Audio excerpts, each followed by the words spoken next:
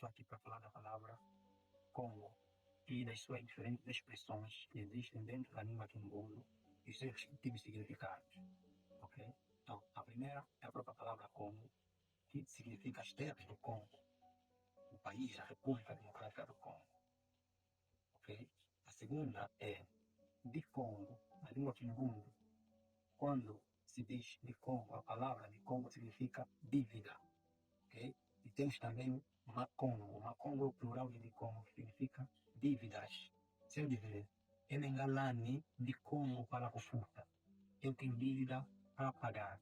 Mas se eu dizer, Emengafuta Nekia ou Macongo Mano, eu já paguei as minhas dívidas. Por último, nós temos a palavra Mukongo.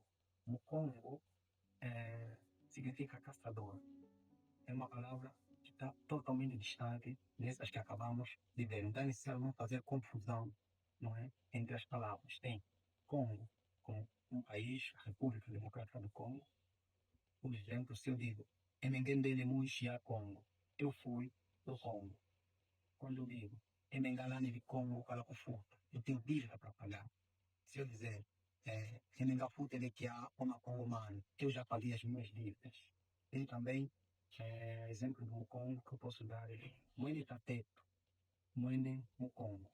Ele é meu pai, que é caçador. Espero ter ajudado. Shaleno Kiambote Mohenda Yanzambi.